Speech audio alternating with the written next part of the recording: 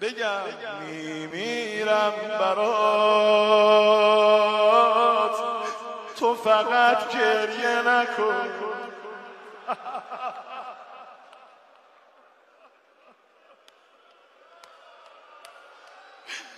میمیرم برات، تو فقط گریه نکن.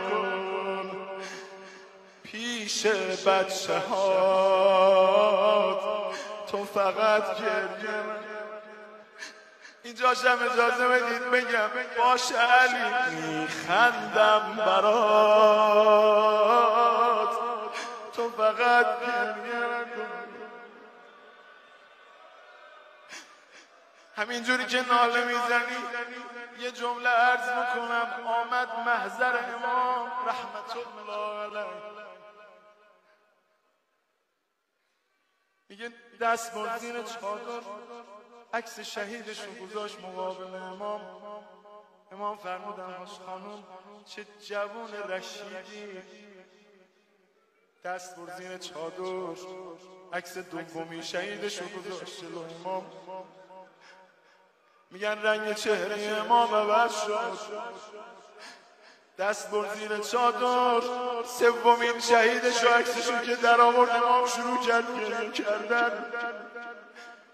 میگن یهو دیدن خودشو جمع کرد، چادرشو محکم گرفت، دست بر زیر چادر عکس چهارمین شهیدشو گذاشت مقابل. گفت آقا اشک چشاتو پاک کن، من این 4 تا رو دادم اشک چشای تو رو نبینم.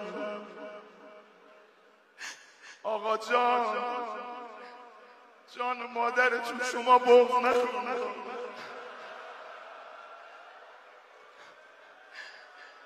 آقا والله 100 برابر شهادت حاج قاسم بغض شما ما رو کش، ما رو آتش زد.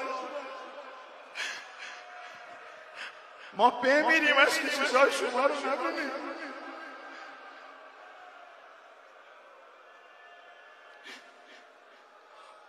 حالا ادامه روزم سوال میخوام بکنم. تا در خونه رو زدن خودش زودی بلند شد گفت شما بشین من میرم، بیادبی میکنن بهت. محسنشو دادش که چشاشو نبینه. اما نمیدونم تو صورت امیرالمومنین چی دید. یه صدا زد ابکنی، گریه کن گریه کن. یه صدا زد یا قرین البتول ابکنی واسبل الدم و هو یوم الفراق. صدا زد ابکنی و ابکل الیتاما.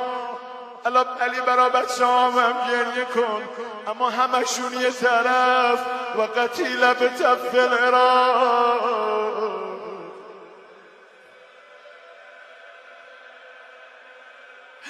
حسین